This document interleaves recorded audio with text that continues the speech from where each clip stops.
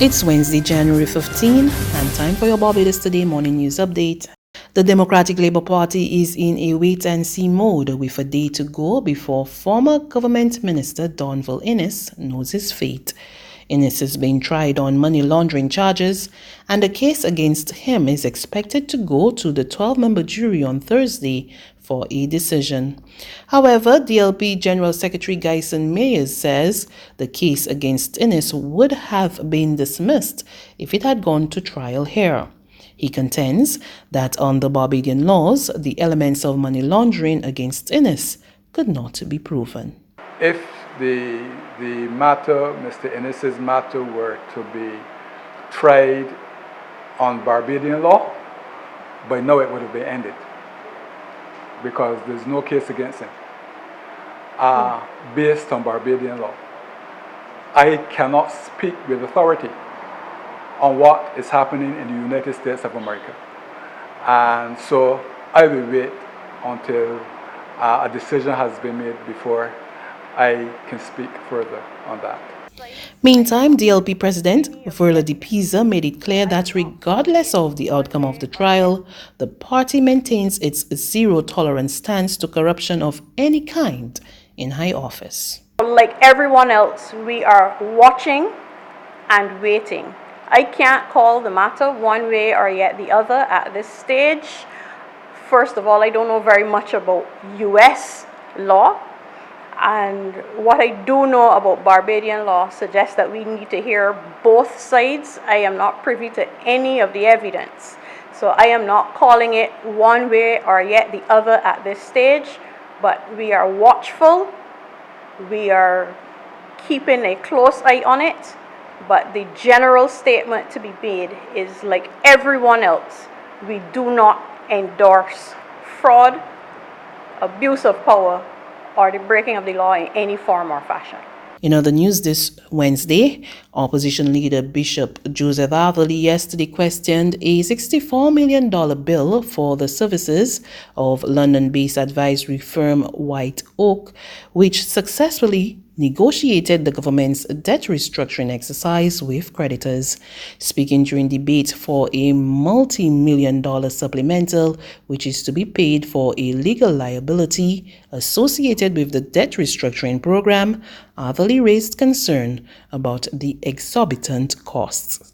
We were told that the White Oaks Advisory Group and their engagement cost us about $54 million. I personally don't think that questions have been fully answered to a good level of satisfaction with reference to that particular arrangement. Certainly, I don't think we've even heard clearly why White Oaks in the first place and the process under which they were selected. But that's not my point today. The fact is that cost us over $54 million. Today we're told that we have to settle a legal liability associated with the debt restructuring of $12 million. So that was $66 million.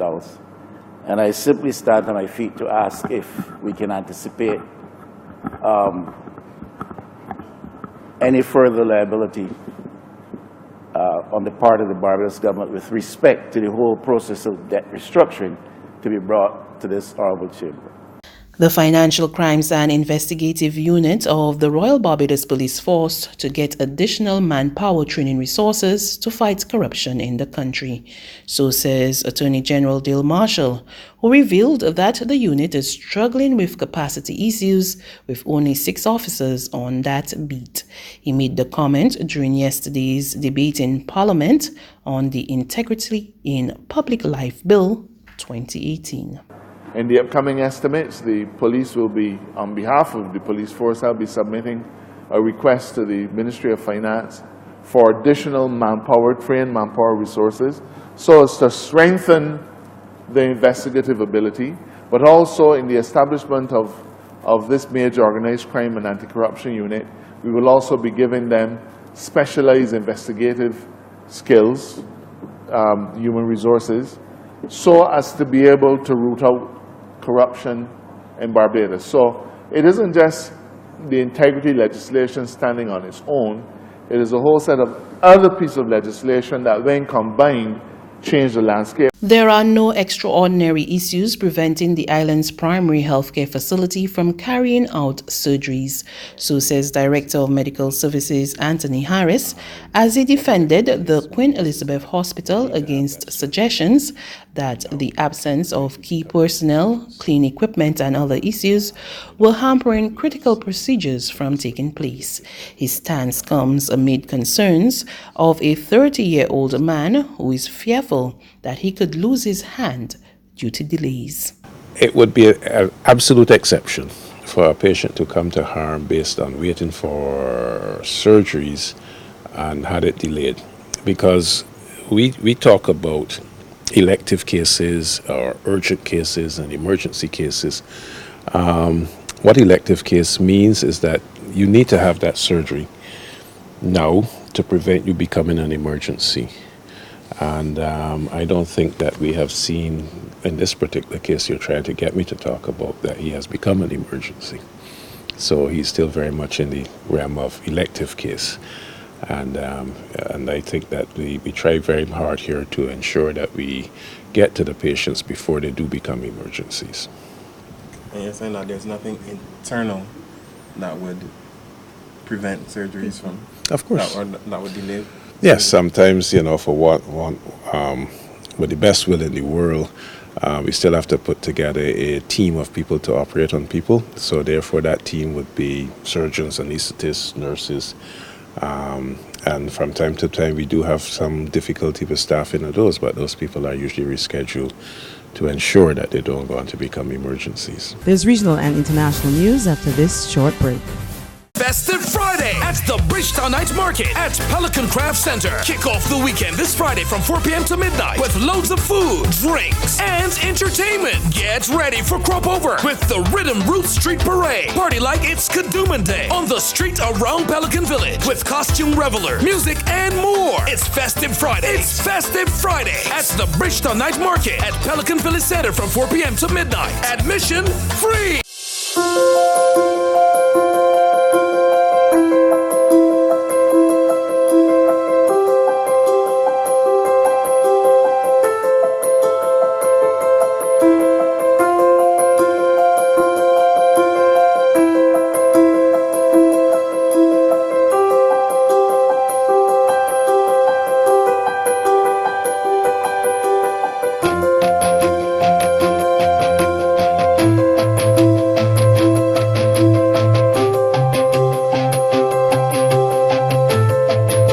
Barbados Today, news you can trust.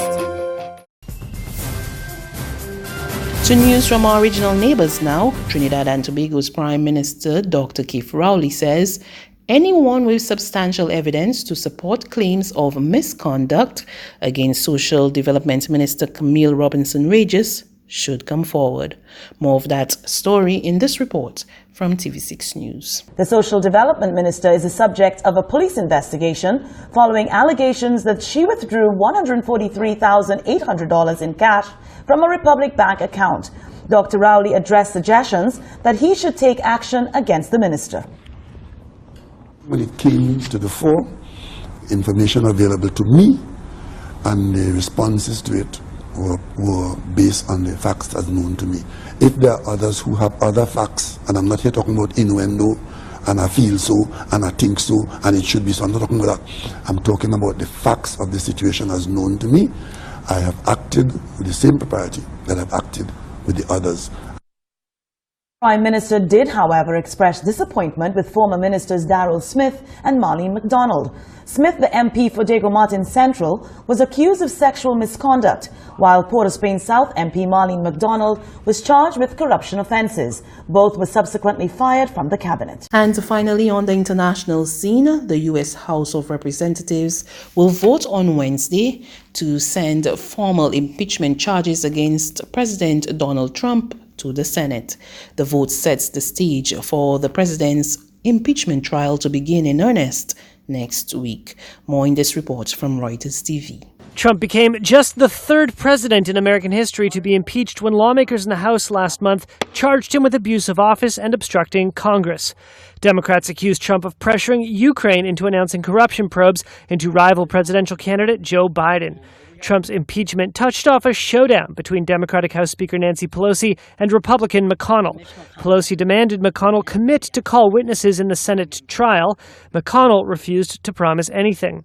But on Tuesday, he suggested that witnesses would indeed appear and that Republicans had a few in mind as well. I think it's certainly appropriate to point out that both sides would want to call witnesses that they wanted to hear from. So when you get to that issue, I can't imagine that only the witnesses that our Democratic colleagues would want to call would be called. Trump has denied wrongdoing and called the impeachment proceedings a hoax, and this week suggested that the Senate should vote to dismiss the matter rather than validating it with a trial. There is little or no sentiment in the Republican conference for a motion to dismiss. While Republicans in the Senate are unlikely to vote to remove Trump from office, and McConnell has said he is coordinating strategy closely with the White House, the majority leader said a trial in some form would indeed be held.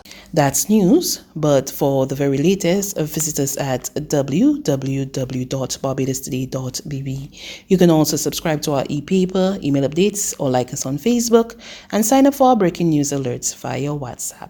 We're also on Izumi Media and bus terminals, as well as screenplay at supermarkets and gas stations near you. You can also hear us on Mix 96.9 FM and Capital Media HD 99.3 FM.